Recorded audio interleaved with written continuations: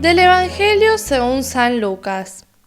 Jesús habló a la multitud acerca del reino de Dios y devolvió la salud a los que tenían necesidad de ser sanados. Al caer la tarde, se acercaron los 12 y le dijeron: «Despide a la multitud, para que vayan a los pueblos y caseríos de los alrededores en busca de albergue y alimento, porque estamos en un lugar desierto». Él les respondió: «Denles de comer ustedes mismos». Pero ellos dijeron: «No tenemos más que 5 panes y 2 pescados, a no ser que vayamos nosotros a comprar alimento para toda la gente». Porque eran alrededor de 5.000 hombres. Entonces Jesús les dijo a sus discípulos: «Háganlos sentar en grupos de alrededor de 50 personas». Y ellos hicieron sentar a todos.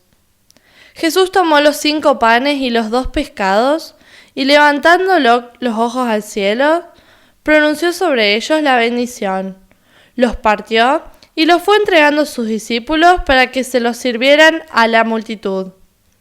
Todos comieron hasta saciarse, y con lo que sobró se llenaron 12 canastas.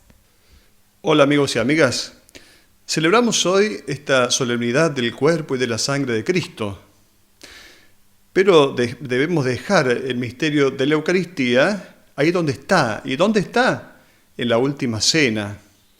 En esta escena que nosotros conocemos, en la última cena, por ejemplo, en la imagen de Leonardo da Vinci, Jesús que está en el centro, esta la conocemos todos, pero en la época bizantina encontramos a Jesús sentado en la punta de la mesa, no en el centro. ¿Por qué sentado en la punta de la mesa? Justamente porque se presenta como el servidor. Y entonces, para estar más a mano del servicio, para no molestar a los comensales que eran sus discípulos, a los cuales les va a lavar los pies, en la última cena, Jesús se sienta en la punta de la mesa. Jesús está presente en la Eucaristía, pero debemos dejarlo ahí, a Jesús sentado en la mesa. Debemos dejar que la Eucaristía no sea una cosa, sino que sea un momento en la historia nuestra, sea una presencia de Jesús que celebra junto con nosotros y celebramos como comunidad esa presencia de Jesús. Dice el Evangelio que cuando Jesús se quiso quedar presente en medio nuestro, tomó el pan y luego dijo: «Esto es mi cuerpo». ¿Qué significa que Jesús haya dicho «esto es mi cuerpo»? El cuerpo no es solo una parte del hombre. Para la mentalidad semita, el cuerpo soy yo mismo. Este es el cuerpo, soy yo mismo. Luego Jesús tomó una copa con vino y dijo: «Este es el cáliz de mi sangre». ¿Qué significa la sangre? Significa la vida. Por lo tanto, Jesús no retuvo para sí ninguna de sus capacidades. Todo lo puso a disposición del bien de los demás. Él mismo, toda su vida, a disposición del bien de los demás. Y esto que hizo Jesús durante toda su vida, lo expresó finalmente en la muerte en la cruz. Allí fue la entrega total, en el Calvario, la entrega total de su vida. Por lo tanto, comulgar significa recibir esa propuesta de vida donada que Jesús realizó. Y la Eucaristía nos compromete entonces a vivir los gestos de Jesús en las cosas simples de la vida cotidiana. Y entonces la Eucaristía, ¿qué es? Es el signo que celebra esta decisión nuestra de seguir a Jesús a lo largo de su camino. Y celebra entonces esta decisión de un discípulo de Jesús de unir la propia vida a la vida de Jesús. El Evangelio de hoy nos relata la multiplicación de los panes, así aparece en las Biblias. En realidad se trata de la distribución de los panes. Justamente para que la Eucaristía no se quede en un ámbito solo ritual, sino que sea también significativo para la vida cotidiana de las personas, el Evangelio de hoy, el de la multiplicación o mejor distribución de los panes, nos va a ayudar a pensar cómo la Eucaristía tiene esta proyección social en la vida cotidiana de las personas. Vamos a partir de un cuentito muy simpático. Se trataba de un mago que llegó a un pueblo diciendo que él con una piedra podía hacer que toda la gente comiera una rica sopa. Él tenía esa magia. Con una piedra mágica, él podía hacer que toda la gente comiera sopa. Y entonces dijo, necesito una olla grande. Y alguien puso la olla. Luego dijo, necesito además un poco de agua. Y alguien puso el agua. Y entonces metió la piedra en la olla con el agua y empezó a revolver. Y dijo, esta sopa está muy rica, pero necesitaría un poquito de sal. ¿Alguien tiene? Sí, yo, dijo alguien. Y entonces puso la sal y siguió probando la sopa y dijo, esta sopa está muy rica, pero ¿alguien tiene zanahoria? Podría ser mejor. Y alguien trajo la zanahoria. Y luego siguió probando y dijo, ¿alguien tiene un poco de papas? Y entonces alguien trajo las papas. Y dijo, finalmente, para que esta sopa tenga un toque especial, estaría bueno que tenga un poquito de carne. Y alguien dijo, yo tengo carne, y trajo la carne.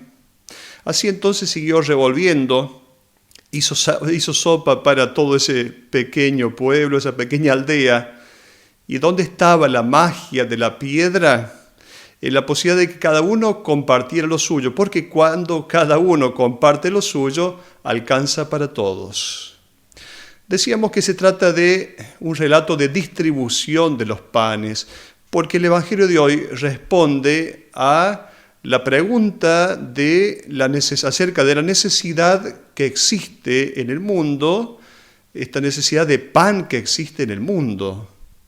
Claro que si tomamos este texto así literalmente, nos lleva a ciertos cuestionamientos. Por ejemplo, podríamos preguntarnos frente a este relato, ¿por qué Jesús no sigue haciendo este milagro hoy? ¿Por qué Jesús no sigue multiplicando los panes hoy? Si hay tanta gente que tiene hambre, tanta gente que muere de hambre, el 1% acapara casi todo y el 99% queda con una poca cosa en el mundo.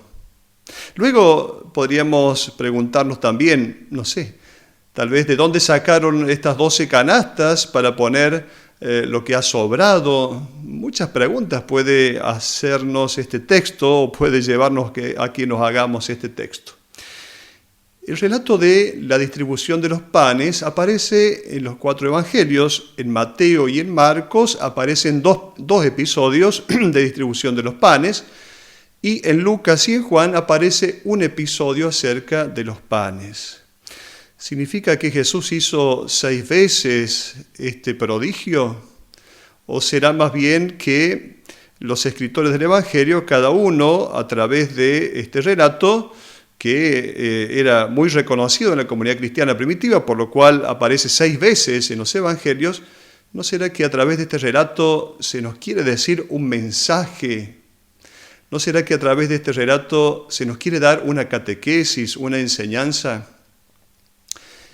Había una explicación en la época iluminista que decía acerca de este relato, queriendo explicar que no se trataba realmente de un milagro, diciendo que Jesús en realidad había preparado previamente esos panes para que toda esta gente comiera, y entonces simplemente se mostraba un Jesús bastante generoso, que previendo que mucha gente iba a ir a ese momento, había dicho a sus discípulos, traigan aquí, metan en una cueva bastante pan, peces para todos, pescados para todos, para que entonces nadie muera de hambre. Ciertamente esto no cuadra con el relato.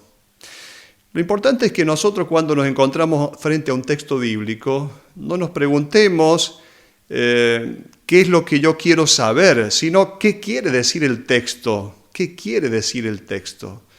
Luego, el yo quiero saber tal cosa no siempre se responde en este texto. El objetivo del relato es responder a esta pregunta: ¿cómo Dios quiere realizar hoy este milagro, este prodigio? ¿Para qué? Para que haya pan para todos. Cuando hablamos de pan, no estamos diciendo solamente este elemento material llamado pan, sino que pan es todo aquello que sacia las necesidades que el ser humano tiene. ¿De qué pan tenemos necesidad? Ciertamente el pan no es solo el alimento material, también el alimento material, pero también necesitamos afecto, justicia, salud, saber. De todo esto necesitamos, todo aquello que entonces puede saciar esta necesidad del hombre, este es el pan.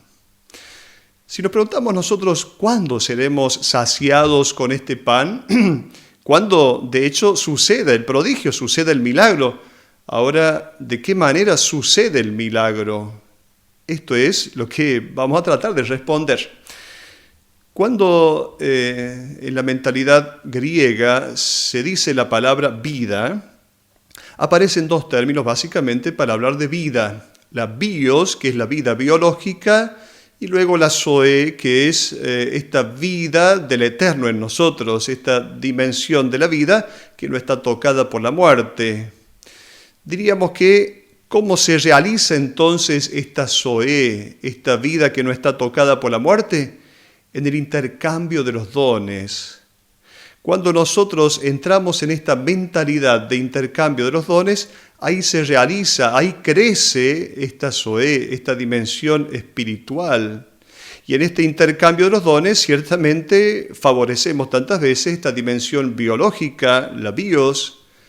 Por lo tanto, debe partir de una decisión de alimentar la vida espiritual, es decir, esta zoe.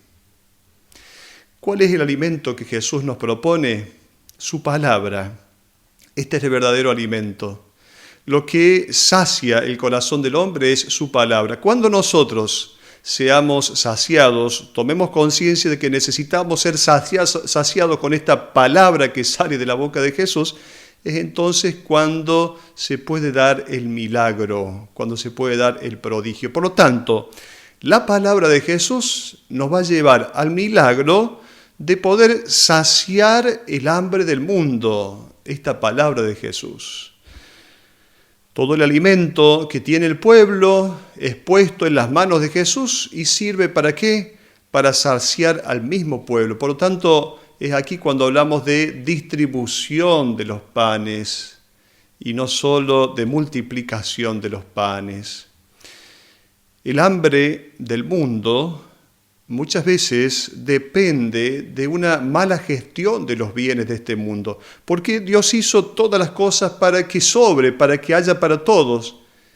Entonces existen pobres, existen aquellos que padecen miseria, porque existe una concentración de bienes en algunos. Por eso el libro de los Hechos de los Apóstoles, en el capítulo 2, habla de cuando la comunidad cristiana está iniciándose, el compartir los dones, el compartir los bienes es propio de la comunidad cristiana primitiva y debe ser propio de nuestra comunidad cristiana. En el relato encontramos algunas soluciones que dan los discípulos respecto del hambre que el pueblo tiene.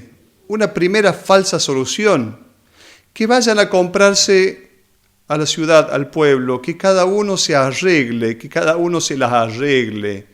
Ciertamente esto no es una buena solución, que cada uno se las arregle significa el que tiene más capacidad entonces va a llegar a más, el que tiene menos capacidad va a llegar a menos. Ciertamente esta no es la solución. Jesús va a decir, denles ustedes de comer. Por lo tanto, los discípulos de Jesús son los responsables del bien de los hermanos.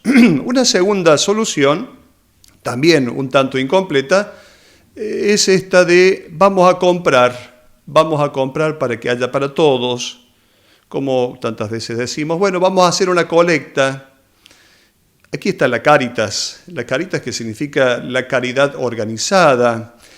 Ciertamente esto resuelve el problema en el momento, pero en realidad el asistencialismo no produce el milagro todavía. No llegamos a el prodigio que Jesús quiere lograr, porque solucionamos el problema solo para el momento. El Papa León XIII decía que según el ordenamiento de Dios existen los príncipes y los súbditos, los patrones y los proletarios, los ricos y los pobres, Y unidos, los ricos y los pobres se ayudan unos a otros. Es una obligación de los ricos subvencionar a los pobres. No se trata de esto. Aquí no está el milagro. El milagro sucede cuando la palabra de Jesús llega al corazón, y el milagro deriva de aquello que hay, no de aquello que cae del cielo, de aquello que hay, de aquello que se ofrece. Por eso van a decir, aquí tenemos 5 panes y 2 pescados. ¿Cuáles son los pasos a dar? Entonces, los dones de la vida son de Dios. Lo primero que tenemos que hacer es concientizarnos de esto. Los dones de la vida son de Dios. Los adjetivos posesivos, mío, tuyo, suyo, son siempre una mentira en realidad. Luego se trata de entregar todo en las manos de Jesús. ¿Cuándo sucede el prodigio? Cuando se ponen estos 5 panes y 2 pescados en las manos de Jesús. O sea, se trata de entregar al proyecto de Dios, al proyecto de Jesús, al proyecto de vida nueva, de hombre nuevo, al proyecto de su reino, entregar lo que nosotros somos y tenemos. Es ahí cuando sucede el milagro. Luego tenemos que pensar que si todo es de Dios, pertenece a la necesidad de los hermanos. ¿Cuál es entonces la manera de vivir en la comunidad cristiana? La manera de vivir es esta: yo necesito tus dones, tú necesitas mis dones. En el intercambio de los dones se encuentra la expresión más grande del proyecto de Jesús. Hasta la próxima.